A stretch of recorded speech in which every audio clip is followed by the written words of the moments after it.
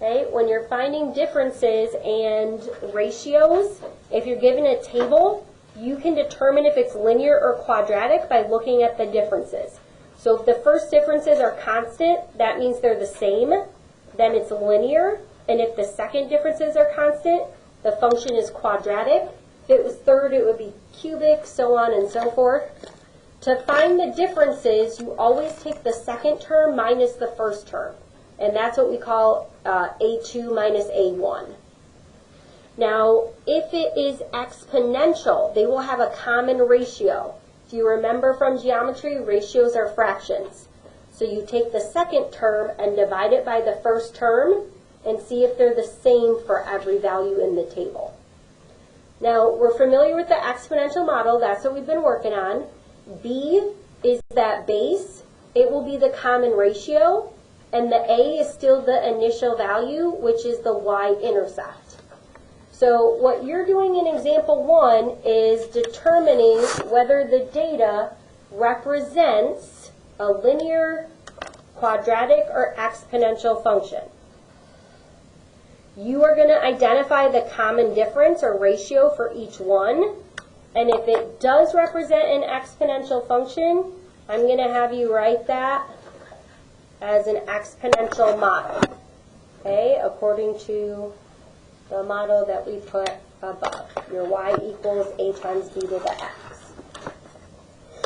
Okay, so for your first table, you have the x values given. Your f of x values are 2, 3, 5, 8, and 12. Okay, so to find the first differences there, what we're going to do is we're going to do the second term minus the first term. So the second term is 3. First term is 2. What's 3 minus 2? 1. Okay, so usually we make a symbol like this, and we write 1. For the second 2, it would be 5 minus 3. That's 2. You can also ask yourself, what do you add or subtract to 5 to get to 8? You add 3. And to get from 8 to 12, you add 4. So these are called the first differences. Are they constant? Are they the same? Nope. So not constant. And that means it's not linear. Okay, so if it's not linear, we have to see if it is quadratic. So again, we'll find the differences. So if we're finding the differences, we just do 2 minus 1, which is 1, 3 minus 2, which is 1, 4 minus 3, which is 1, and then obviously the second differences are the same. So if the second differences are the same, what type of equation is it? What type of function?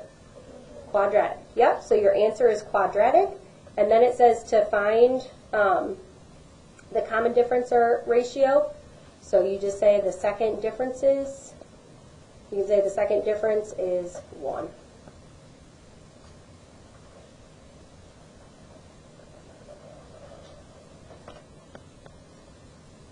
Okay, so we're going to do the same thing with part B.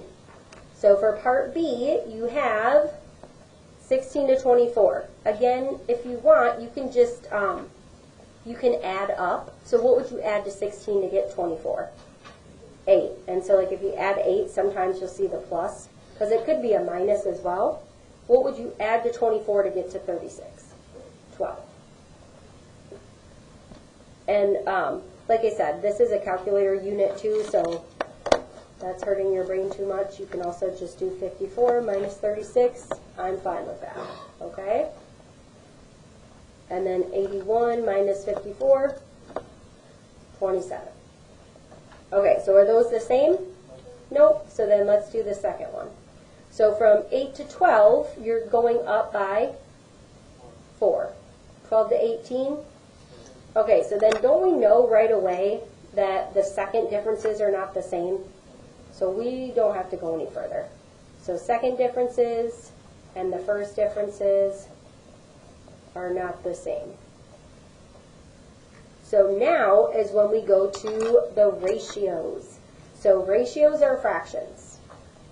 When you set up the ratio, you're going to do the second term over the first term, but you're going to keep setting that up, okay? So for this, you have 24 over 16. So you have 24 over 16. And then for this one, you have 36 over 24.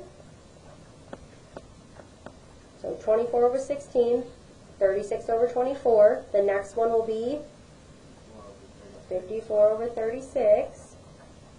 Do you guys notice that these are the same? So 54 is on the bottom. What's on the top? 81. Okay? So you can reduce these yourself or with your calculator. What goes into 12?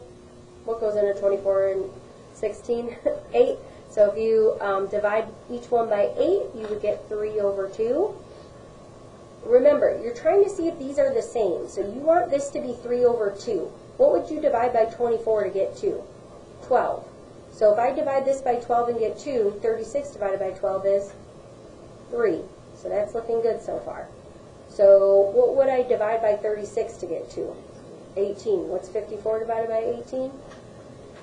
It is 3. What would I divide by 54 to get to 2?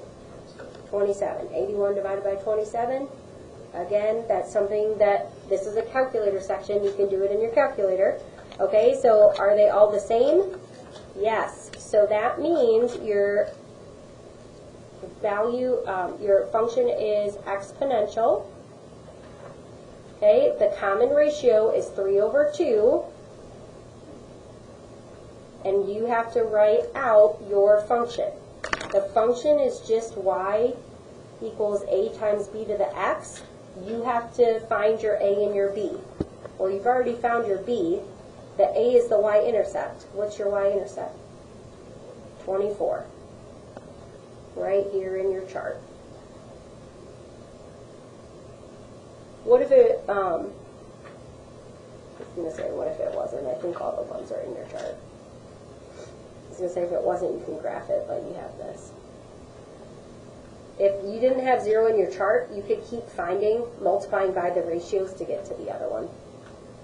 But you won't have that. So then this is your model.